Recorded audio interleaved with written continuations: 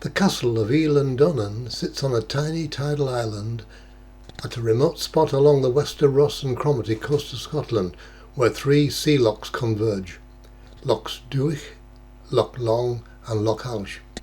The castle was named after Donan, a 13th century Celtic saint, and it was founded in the 13th century by the clan Mackenzie, but over the centuries it's seen its share of troubles as well as much modification and, in fact, complete rebuilding. It was restored between 1919 and 1932, and the bridge was added at this time. My personal visit was in the early 1960s. The painting you're going to see was worked from photographic records.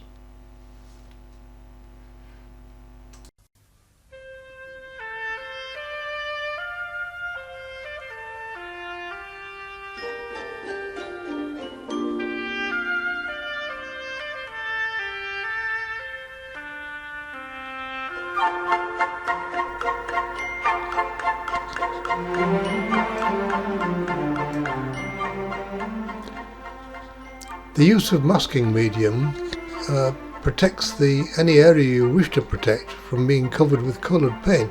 Allows you to place a wash right across, for example in this case the sky, without getting colour where you don't want it. It's very useful. The only problem with it is it does leave rather a hard edge sometimes, so a bit of care is required with the density of the paint you put around it. Also, you may find that it damages brushes, so never use a good brush when applying masking medium.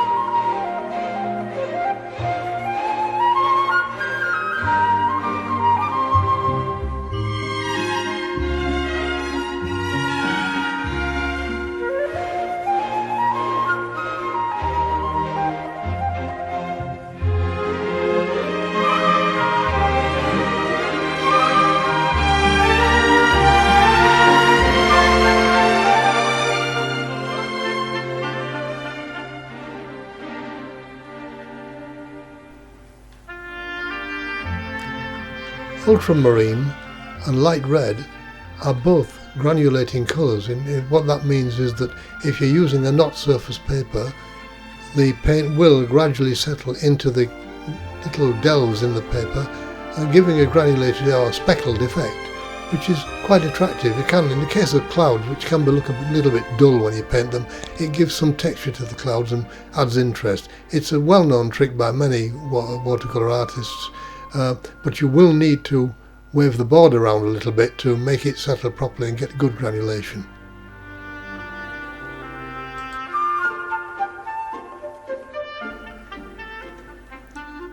Just to be clear, the sky is actually painted with Prussian blue, as is the sea later.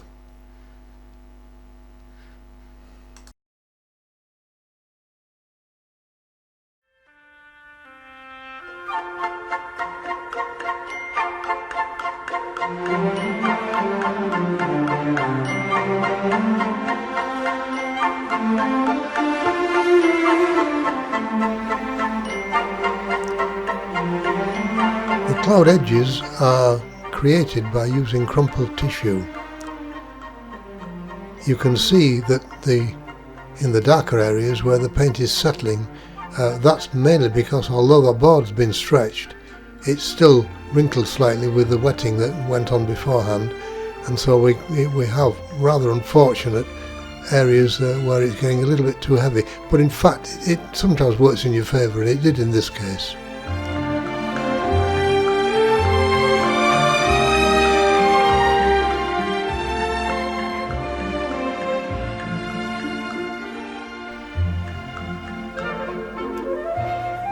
Now this application of paint towards the top of the picture my idea was to create clouds.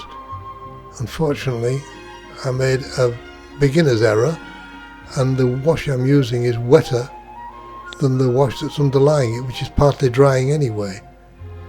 With the result, although I didn't see it at the time because I was busy doing other things, a very ugly cauliflower began to develop. You'll see what I mean as we go on.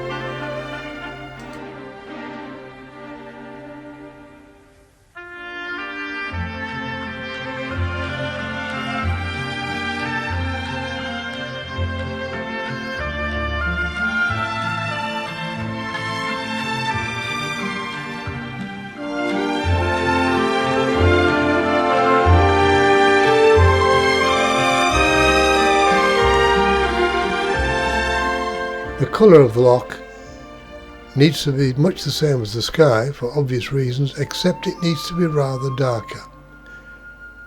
I also need to leave areas in it, which I may wash out afterwards, to create the reflections of the buildings. Notice up at the top there that great ugly cauliflower developing, and there I am working away, utterly oblivious of it.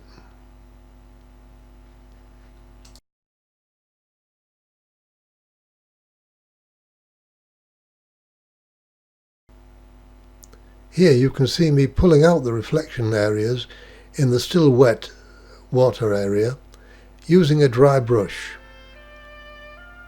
The strokes are downward to give the effect of a mirror-like finish. The lock would be at low tide or relatively low tide, and there would be very little movement in the water itself.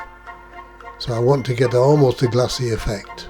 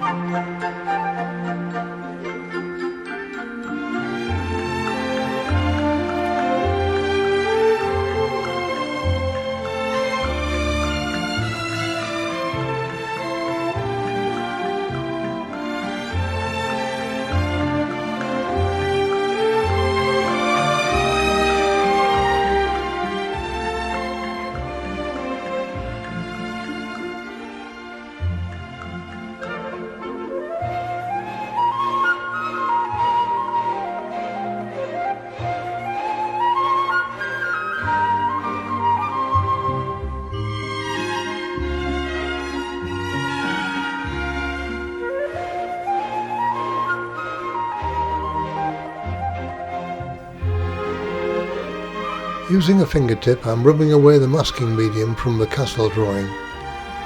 It sometimes takes a bit of shifting actually, and it did in this case. I was a little bit concerned I might be pulling some of the paper surface off, but in fact it didn't damage it when it turned out. It just felt like it was doing. It's good with hard pressed paper, hot pressed paper. It's pretty good with knot paper. It's possibly not ideal for using on rough, because it may well rip the paper. It's also a good idea not to leave masking medium on any longer than you have to.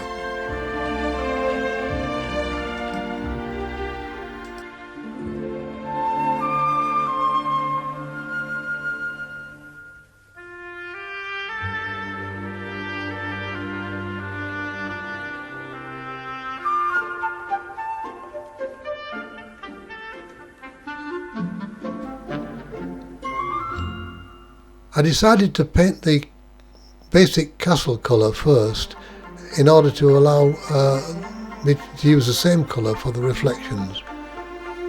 It's a little bit out of sequence. Generally I would paint more of the surrounding areas first and finish off going to the detail later, but not in this case for the reason I've just given.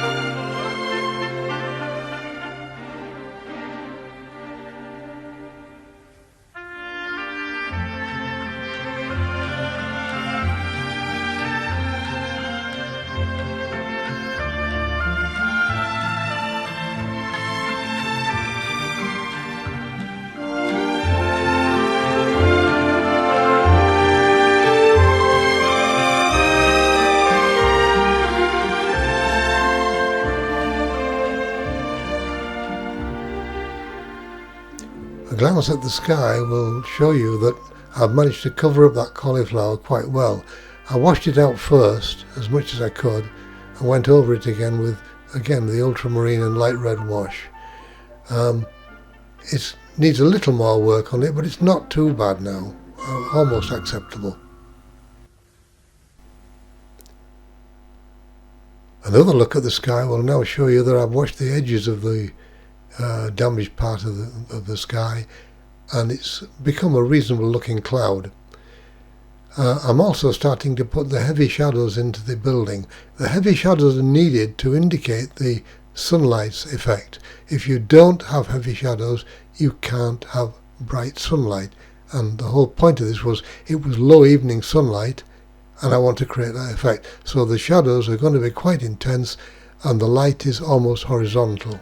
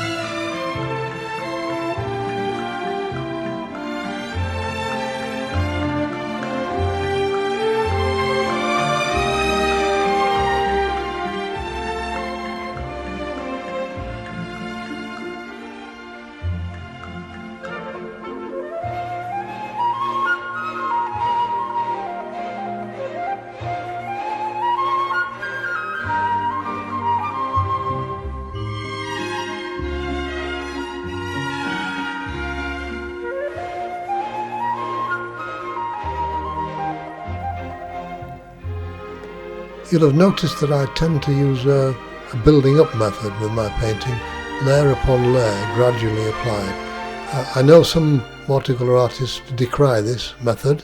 They say you should paint directly with the colour you want, and it should stay at that. I can't do that. I find I want to build the picture up, and many layers sometimes of colour occur. You can get away with this with artist quality watercolour, generally speaking. I know it's said that you get a muddy effect, but I haven't found that really, and I like to do it this way. I like to paint something, stand back, look at it, and think what's needed, and go back in again and do that, and come back and look again, and keep on looking and checking that way. And eventually, a reasonable picture usually results.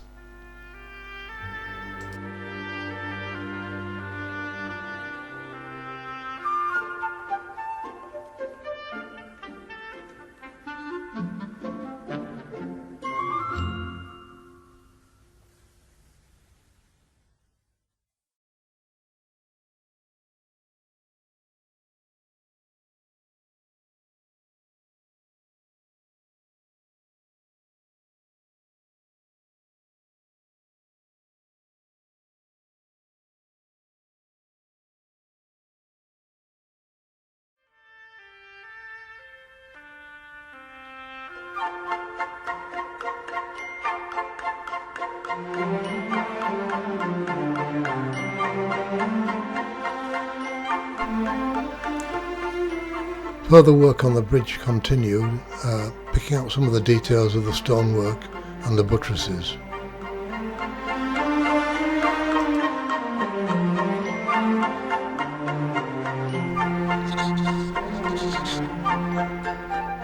It's a matter of knowing just how far to go with detail. Too much detail makes the paintings look too fussy. Too little details, the paintings don't look convincing.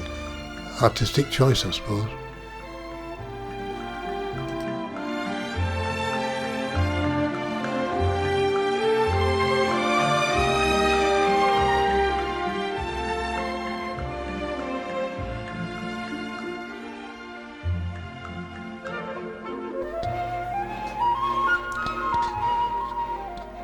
The castle was now picked out in detail.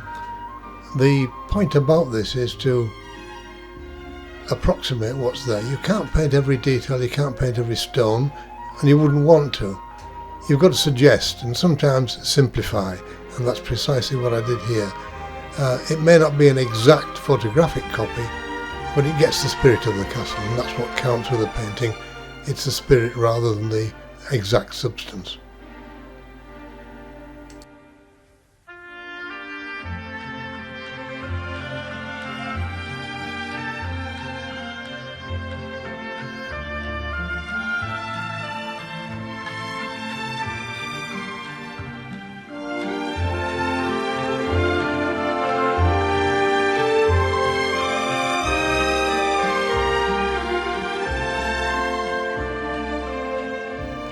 I'm working here with a very fine long brush, which is known as a rigger. It's good for painting rigging on boats, but they're very, very thin brushes. They don't carry much paint. They do tend to be tricky to use, but they are very good for detail.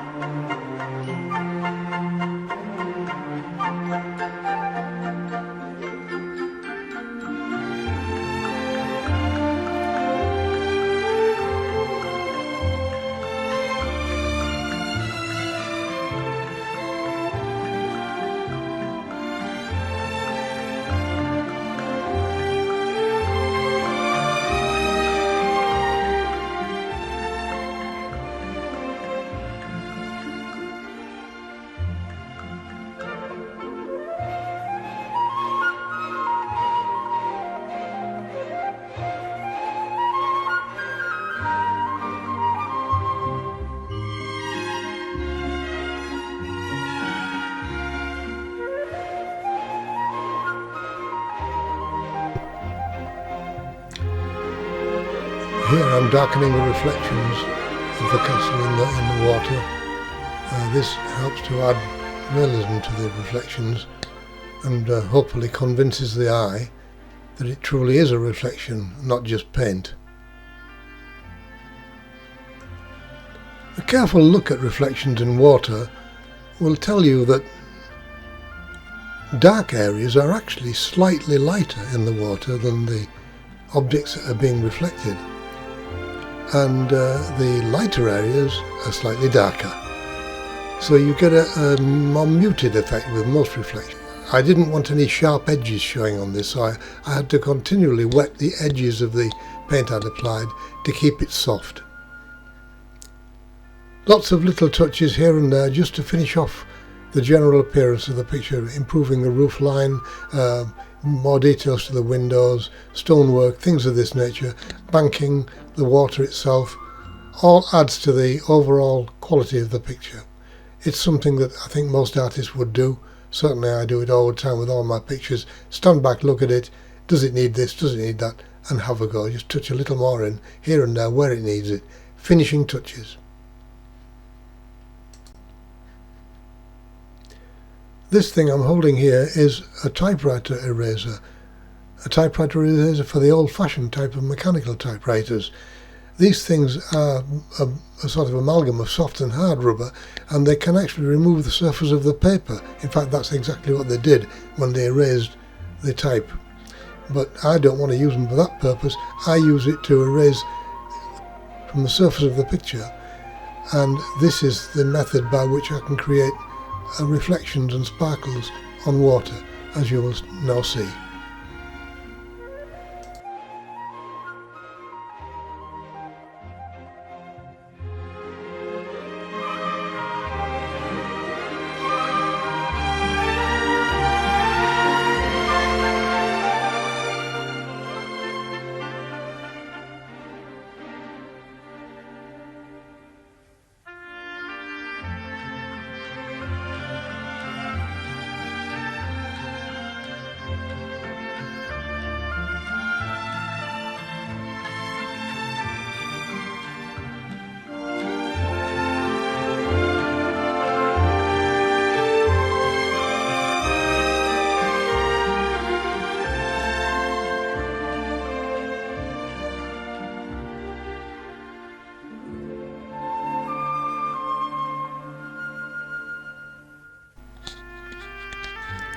Thanks very much for watching. I hope you've enjoyed this video.